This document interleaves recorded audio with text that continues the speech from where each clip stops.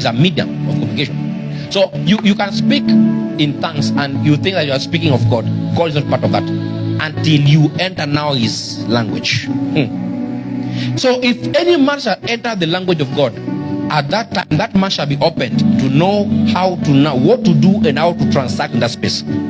So you can enter in the God's space and then tell you that now my daughter speak in tongues. Or it is that now sing in the spirit. So you begin to blow and sing in the Holy Ghost because something has come within the space of that man. Do you know God is always present in your life? But the problem is that we are not always willing to see. So our eyes have been shut. Because you must know, the God language that I'm pushing you into will also open your sight and you shall begin to see. The God language I'm talking about shall also unlock your ears and you shall begin to hear. Because that is the language that penetrates every space of every existence. It vibrates into all these spaces and it opens this man to all these things. So if that language is understood, then you are bumped in the knowledge. You are full of that knowledge of God. And when God is present, your eyes but that knowledge can see. If he says that my people are perishing because of lack of knowledge, it means that is ignorance in place. So you can be prayerful but you are ignorant. You can be a strong worshiper but you are still ignorant of him. You can even be a pastor of God, because that is not a guarantee. If you're serving in ministry or whatever thing you've been doing in salvation, if you don't have any knowledge, because when the Holy Ghost comes in a man, he will have to come and help you build up on that knowledge.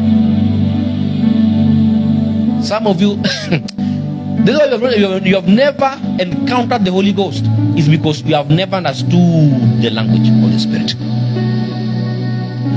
So some of you think that, okay, by speaking in tongues, that's the language. And then something happens that it begins that now that the Holy Ghost makes intercession for us. Now it begins to shift and change the whole thing. That the Holy Ghost makes intercession for us with groanings. Groanings, not the tongues that you're now used. Now it has changed. Now, if you don't know God well, if somebody groans next to you, you know that person is possessed because you don't know that language. It's a God language. It's a language of the Holy Ghost that you can only understand it. Speaking in tongues means that now you are speaking in the language of the Spirit that must now engage that which you are doing as a spirit. So if you say now speak in the language of the Spirit or the tongues of the Spirit, means that now the Spirit that you are coming after, then if you speak in that language, it shall guide you into that Spirit. Do you know even witches speak in their own tongues? Because it's a language of the Spirit.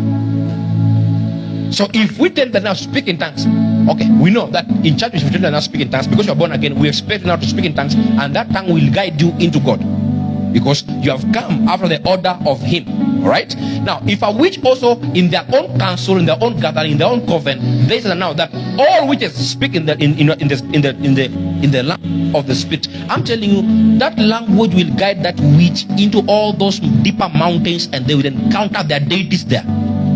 Because the language of the Spirit that we speak about will vary according to the spirit that you submit unto. So if you are of God, then if you speak in that language, it will guide you into God. If you are not of God, then if you speak in the language of the Spirit, it has to guide you somewhere.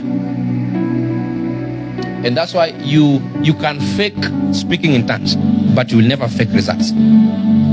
Because the tongues that you speak of must bring results. Jude, go to Jude 20. It says now, without speaking, what was it? Building up my most holy faith, speaking the Holy Ghost. What? Okay. Jude 20, Because the language you're speaking, that language must guide you, must build you up. I get me. But ye beloved, building up yourselves on what? Your most holy faith. They say now, praying in the Holy Ghost. Right? Now, you enter the Holy Ghost because it's a spirit that you subscribe unto. Then by that time, you now do a transaction.